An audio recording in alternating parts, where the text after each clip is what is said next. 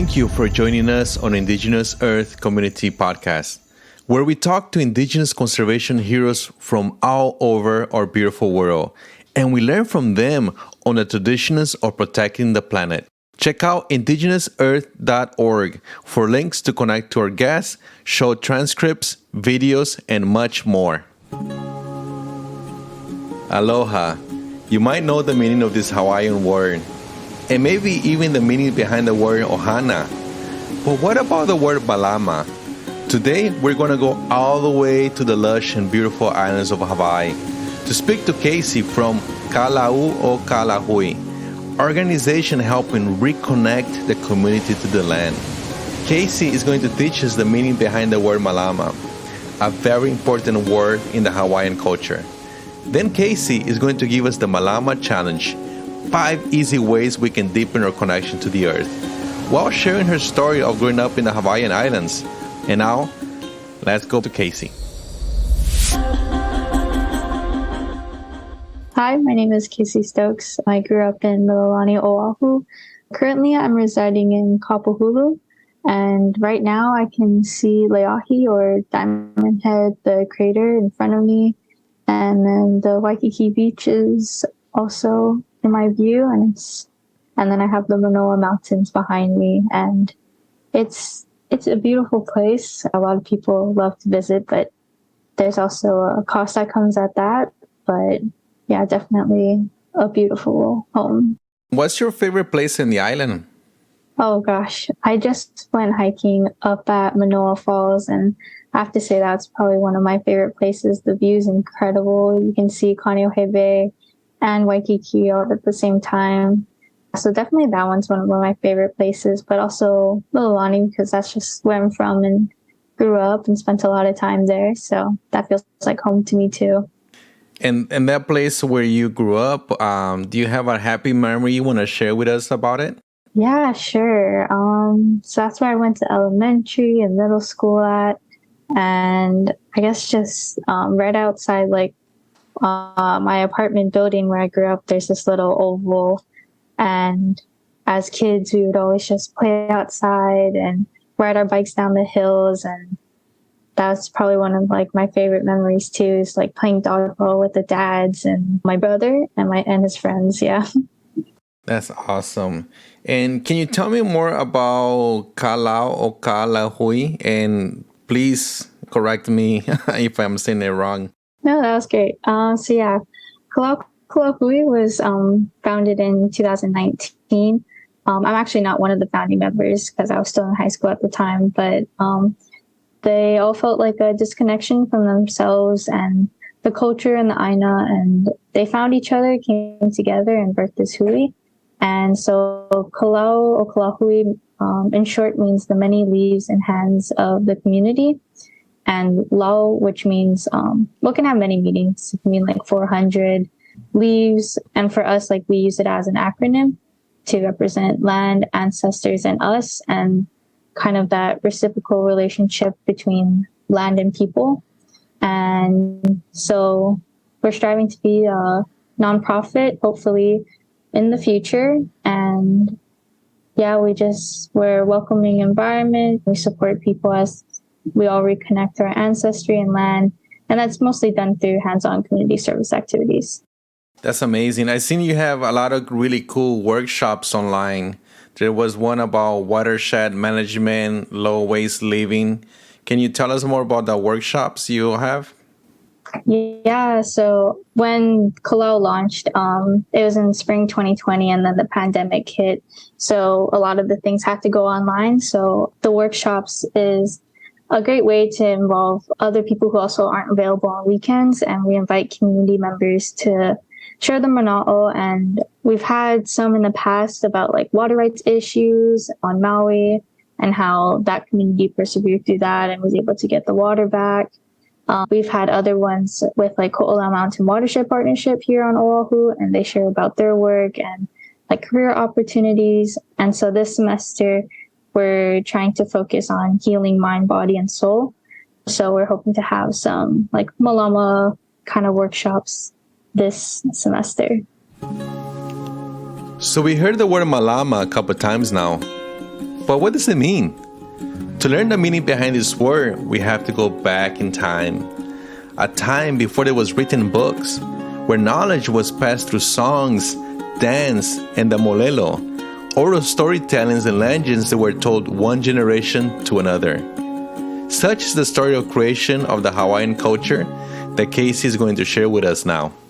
The first time I heard this story was ninth grade. It was in my Hawaiian language class, and it was just so powerful because kind of like growing up here, you like learn that aina is important and there's like the connection to it, but also learning it from like this perspective of the moʻolelo and like actually going to these places and seeing the kalo and like just being in that space and listening to the land. It's so wonderful, and you really feel like that connection to your ancestors. Malama is so important to the Hawaiian culture. There's this Hawaiian creation story of Papa, Mother Earth, and Wakea, the Sky Father. So they came together and they had a child called Ho'ohokulani, and she was a beautiful daughter. And Wakea and Ho'ohokulani conceived a child. And then to their heavy hearts, the firstborn son was stillborn. So Ho'ohokulani buried him and wept over her lost son. And where the baby was buried, a plant grew. And this was the first kalo, which is also known as taro. And you'll see like on our logo, the Lau, which is the kalo leaf. So it also has like a huge symbolic importance to the Hawaiian community. And so the heart-shaped leaves is what held the tears of his grieving mother. And in the wind, this plant would flutter the leaves. So the stillborn child was called Haloa Naka Lauka Pilibi.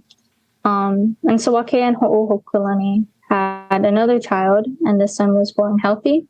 And they named him Halo after his elder brother, and he was considered the first Hawaiian.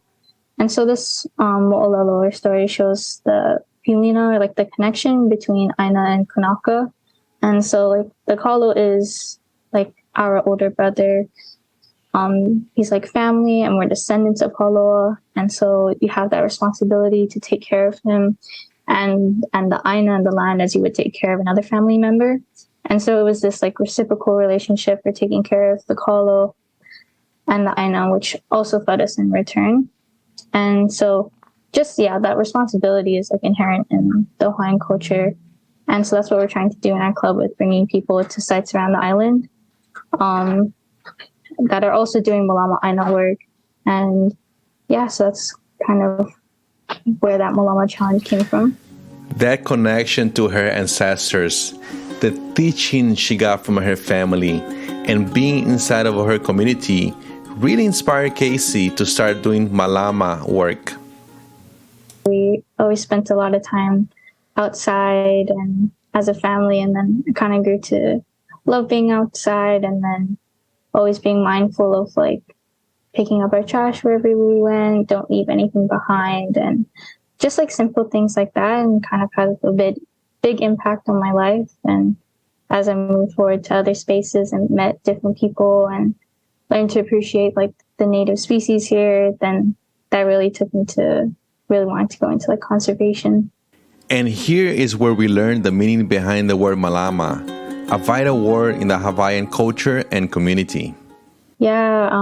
It's quite impactful because Aloha Hawaii, or the Hawaiian language, was banned in schools and like everywhere in Hawaii in the past. And so the revitalization of the language is definitely something like that was difficult, but it's coming back. And so even like for me, like I'm taking like more classes this semester with Aloha Hawaii to try and just improve it and learn, because the language and the culture are so interconnected. So just trying to learn it again.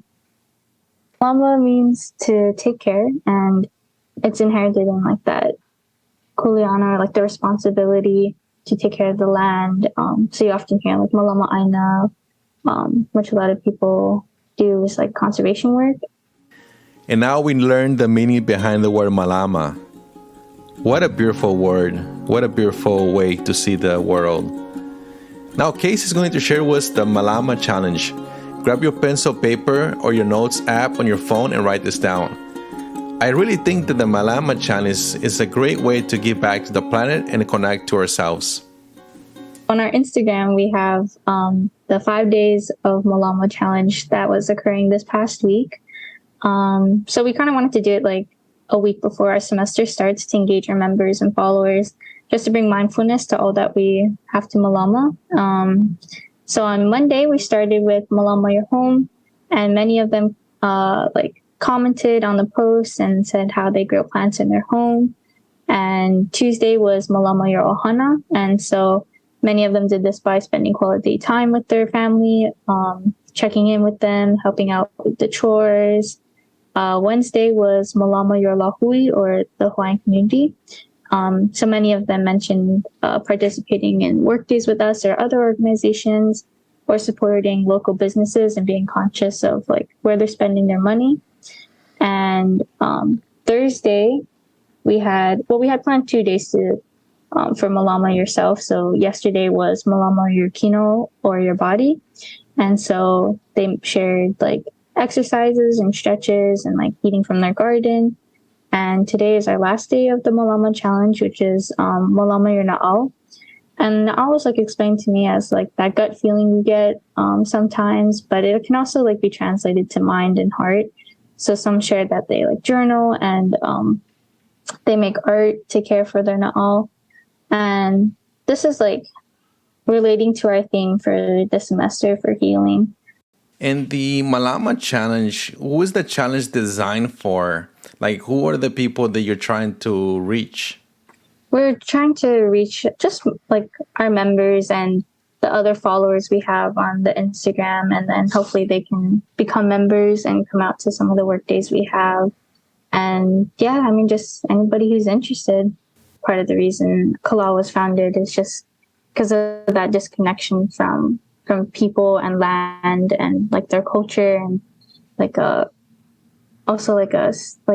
self-identity kind of like crisis, and just giving that space to people who are able to like, so that they can reconnect with themselves and the land, and also like so we can support them as we go through this personal like transformation. Before we wrap up our conversation, Kaci shares with us a Hawaiian proverb. And if you're thinking of visiting the Hawaiian Islands, Kaci is going to share with us a tip on how we can lessen our impact. There's Olelo no Eau, or Hawaiian proverbs, that kind of like, they're sayings, but they hold a lot of truth. So one of the ones we're planning to use for this session is the Loko Ike Aloha, which is love gives life within. So it's just like saying how love is imperative to one's mental and physical welfare. Even if like people do visit here, it'd be nice for others to join in on like other work days, even if they're like just touring the islands, and because you learn a lot from like being in those spaces and with those kind of people, and just like educating yourself on how your actions affect others. Because I mean, it's like quite a day we're talking on, since like a lot of people don't have work or school today because it's statehood day. But then for like over 100 years, the U.S. has been illegally occupying Hawaii, but so not even a legal state. But that's a discussion for another day.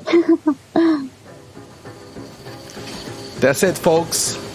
Hope you enjoyed the conversation with Kaci, where we learn about Hawaiian culture and the meaning behind the Malana word. Please give her group some love by sharing and liking the page Lau O Ka Lahui on Instagram.